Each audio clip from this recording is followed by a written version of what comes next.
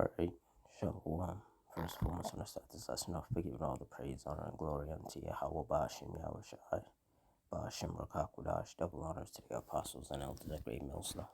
Honors to all the brothers who are still fervently pushing the word in sincerity and in faith and Shalom to all the sincere believers. Now, this lesson is going to be based on this vehicle crash that resulted in 6 foreign nationals getting killed. So through the Spirit, I'm going to read this article, get some precepts, and Lord's will be ratified.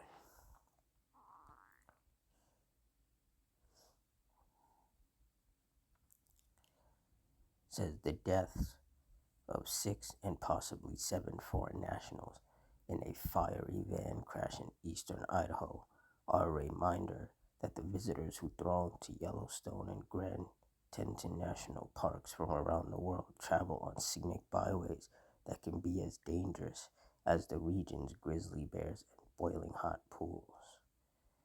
The van collided with a pickup truck Thursday on a highway just west of Yellowstone. Both vehicles caught fire and the survivors were taken to hospitals with injuries, according to police. The tourists who were killed were from Italy and China.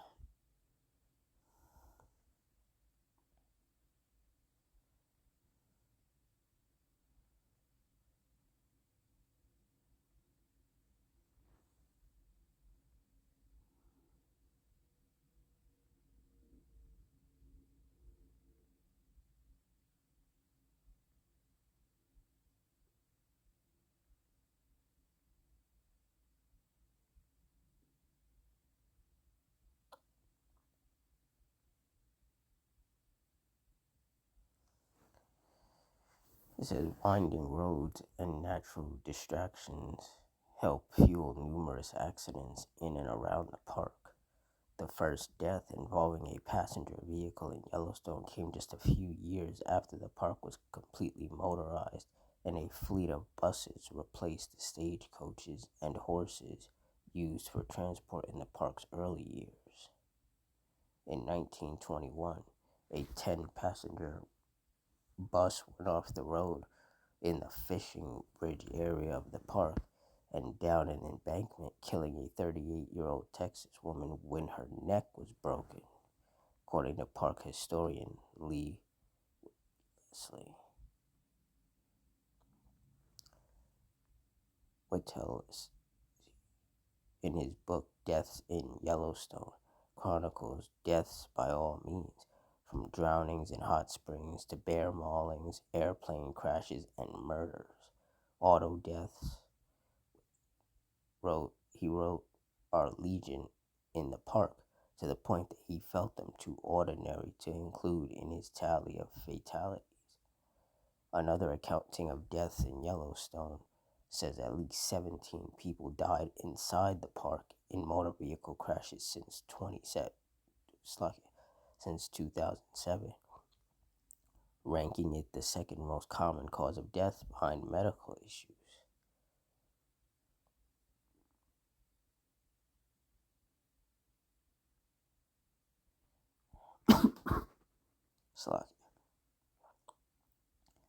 Yeah, so and just more vehicle crashes resulting in deaths and injuries.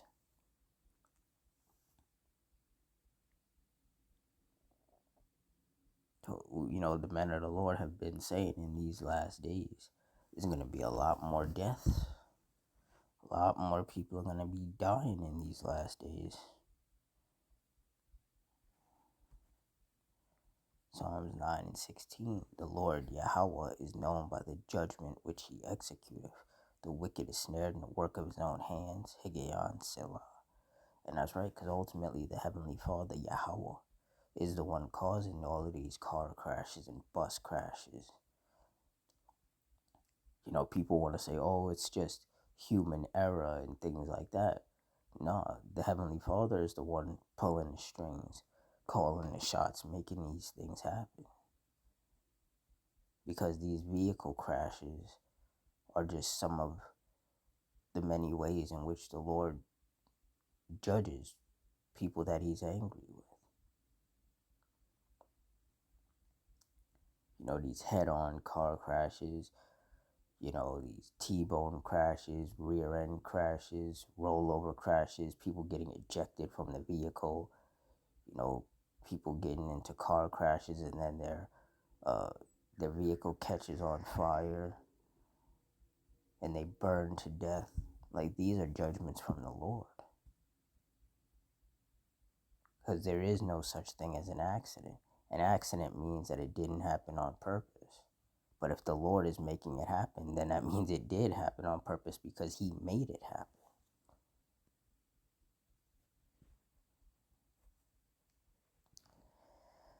Ecclesiasticus 39:28, there be spirits that are created for vengeance, which in their fury lay on sore strokes. In the time of destruction they pour out their force and appease the wrath of him that made them. Verse 29, fire and hail and famine and death, all these were created for vengeance. Yeah, so death itself is a spirit created for vengeance, created by the Lord. And with all of these different car crashes and bus crashes, and basically any judgment that takes place that results in people dying, that was the work of the Lord. That was His spirit created for vengeance, executing His judgment upon the people that He's angry with. And like it says in Psalm 7:11, Yahweh judgeth the righteous, and Yahweh is angry with the wicked every day.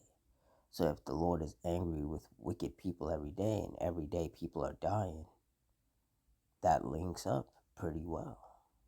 The Lord is putting these wicked people to death.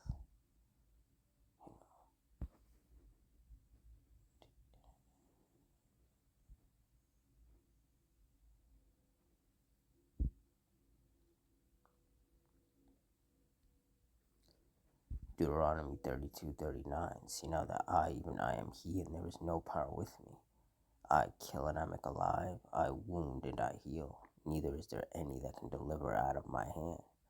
And through His judgments, the Heavenly Father wounds and kills many people every day.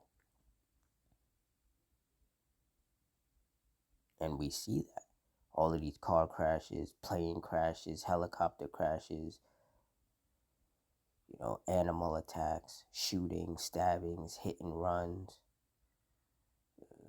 fires, storms, tempests, earthquakes, diseases. The Lord wounds and kills people in so many different ways. And like it says, neither is there any that can deliver out of my hand. Nobody can save you out of the hand of the Lord. Not your friends, not your family, not the police, not the legal system, not doctors, not lawyers, not firefighters, nobody. However, the Heavenly Father wants those judgments to play out is exactly how they will play out. Whether He wants people to get killed or He just wants them to get wounded, it's going to play out to the extent that the Heavenly Father has set it up to play out.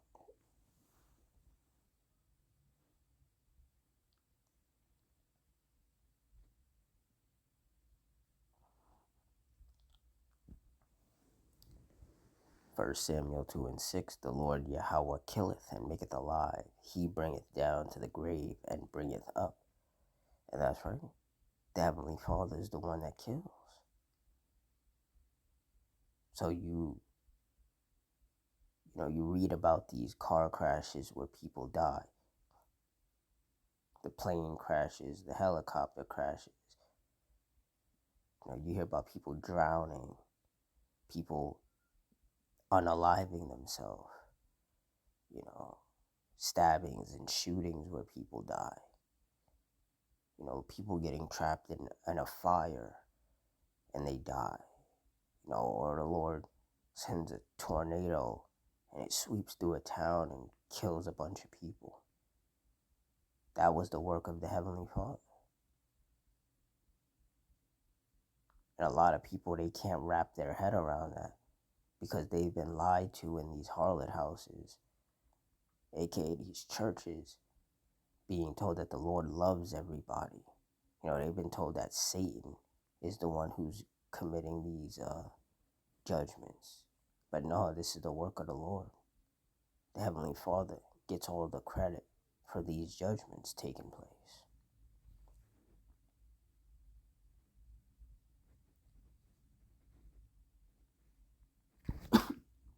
Salakia.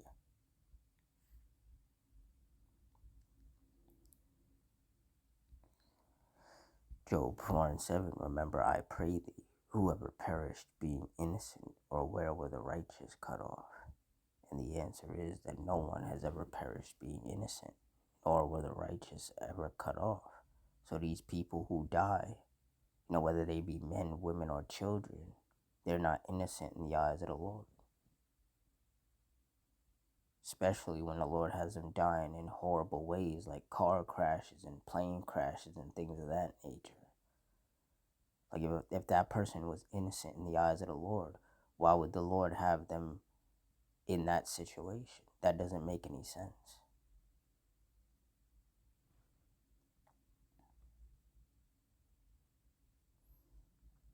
Verse 8, even as I have seen, they that plow iniquity and sow wickedness reap the same. And that's right. So if you're out here being wicked, angering the Heavenly Father, provoking him unto wrath, then you're going to reap what you've sown. And that's going to come in the form of the heavy judgments of the Lord being brought upon you in whatever manner that he sees fit.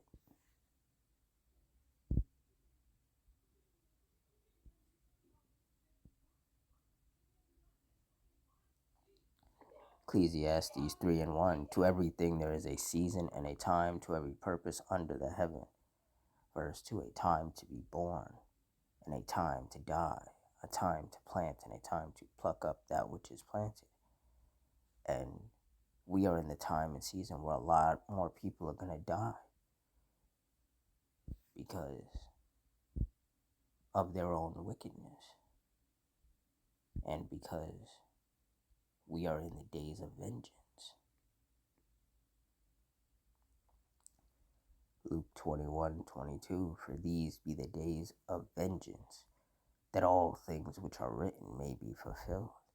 And that's right, we are in the time and season of the Lord's vengeance being brought upon the earth. That's why there's so many more car crashes and planes and helicopters crashing and more fires and more earthquakes and more storms and more tempests. That's why there's so much more chaos on the earth, because the Lord is turning things up. He's bringing more judgments upon the earth to punish these wicked people that he's angry with.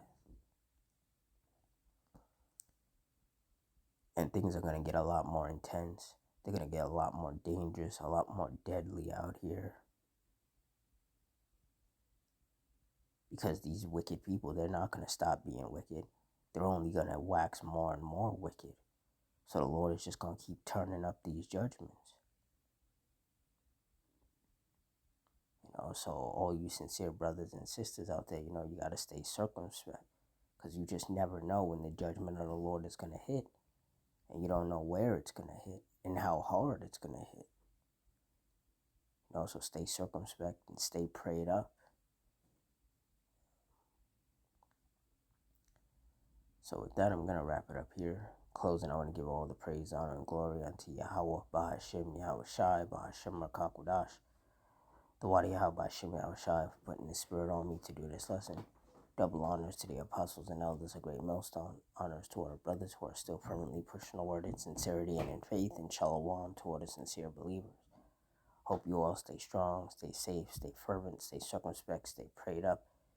And Adawan Ratazah, until next time, shalom.